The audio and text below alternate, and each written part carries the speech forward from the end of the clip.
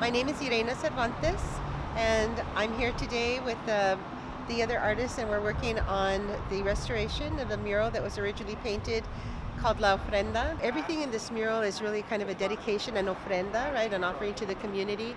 It really speaks about spirit as well and Native American practices in terms of spirituality and how we reclaim that as a form of decolonizing ourselves. This mural was done in 1989, and it was done to create a kind of bridge of solidarity between the Chicano community and the Central American, Latin American community in regards to all of the immigration that was happening because of the wars in Latin America and Central America. It was also meant to be a homage to, of course, the struggles of working people here and everywhere, and in particular the Farm Workers Union. That is why Dolores Huerta is prominent in the mural. Also, it was meant to be an homage to the fact that it is women many times that are at the forefront of creating positive change. The poem that is included, or the poems, I should say, that are included in this mural are done by one. The Mujer is done by Sara Martinez. As I knew her at the time, she was a political refugee, and her name is actually Rosana Perez.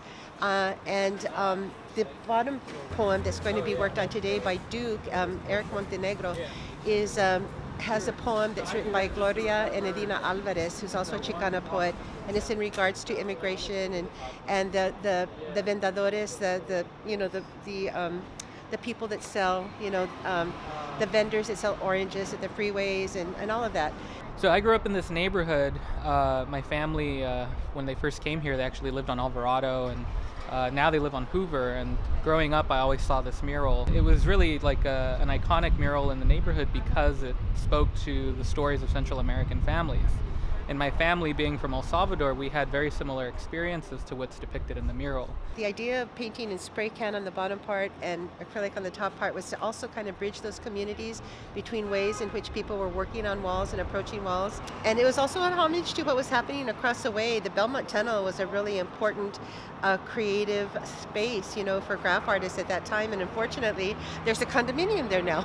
But it was one of the few spaces where graph artists could come and really freely create these amazing works of art every weekend. Before this mural got done, in the beginning, there used to be a place across the street that we used to use as a place to go express ourselves with spray paint. Yreina and her friend walked over there and looked at us over there and asked us if we wanted to come over here and be part of this mural and get paid for doing art. The bottom part was going to be left empty, and then she asked me if I wanted to design something for it, so that even got me more involved in the process of being part of the mural, you could say.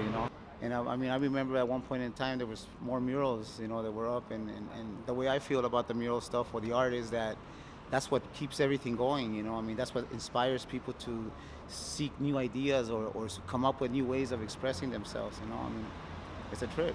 So this mural was recently painted over by some local artists, and unfortunately it was done without any permission or any sort of process. It had been a few years earlier, had been restored, and then the mural was vandalized, and a local contractor came out, removed the graffiti, but they forgot to apply a sacrificial coating that facilitates the removal of future vandalism. So the graffiti ended up on top of the mural. We came out, we did an assessment maybe like a few months later after going back and forth with DCA and the contractors. And so then we decided to add it to a list of murals that would be restored under the CityWide Mural Program. So when the program began, this was one of the murals that was scheduled for restoration. Well, shortly after that, it was unfortunately painted over. And so it actually kind of changed our conservation plan, because beneath the new mural there was old graffiti that had been sitting there for 2 years. So there was a whole extra layer of paint that had to be removed in order for us to get to the original, composition. And so actually the damage was much less than we had anticipated. So that was very helpful. It's really been a wonderful process the preparation that Spark provided for the wall was really great. Obviously, I'm like almost 30 years older, and so that's been very interesting in terms of just the physicality of painting murals. I have a wonderful crew, and they've been really helpful, and so there are things that you know, in terms of painting, that are just so familiar and wonderful to be at the wall again. And then I also have to see, you know, to what extent, you know, I have certain limitations, right, and accept that.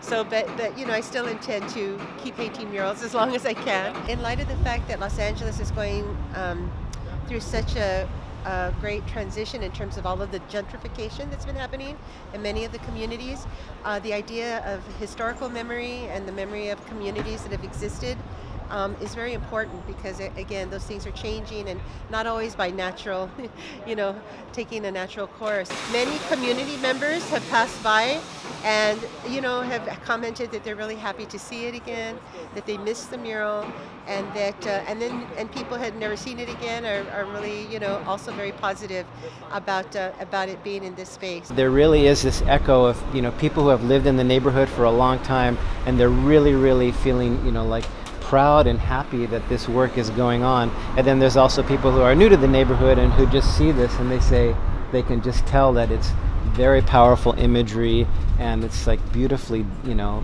painted and designed by Yreina. I feel like a tremendous amount of pride, even though my job is like tiny tip of the iceberg of like putting a little paint here and there. The fact that they are restoring and, you know, trying to get artworks back to their original, you know, view, how they were supposed to look like, I feel like it's great. The fact that they come back and then they restore it, and, you know, they could have the community value the art more, for like the new type of generation not to mess it up because it's somebody else's, you know, hard work. I was actually fortunate to be here for the original dedication in 1989 when I was about 3 years old. So there's a picture of me in front of it. So it's been a great like honor and a joy to kind of come back and work on it, and just kind of really neat how everything kind of came full circle. So to me, like working on different murals and working with different artists, and they all have like a different view on well, they all have similar views on how public art is a positive thing and how it enriches the community, but there's different ways to go about it. So I think that part has been nice to kind of work with this team and see their perspective, because it is such like it's such a great platform for art. It's not enclosed, it's for people in the neighborhood. A mural can be aesthetically beautiful, but then it can be that, but it can also portray a history or portray a message that can help out people in the community. It's just been a very positive experience in terms of the people I'm working with, the artists that have been participating and helping on the mural and the restoration. Many of the young people, I hope, that see this, it's like another and newer audience of people that will see this. You know, they're the children of the immigrants, you know, that came here in 1989, and so I think that these issues are still, again, hopefully relevant to them in this time and place, and perhaps even more so.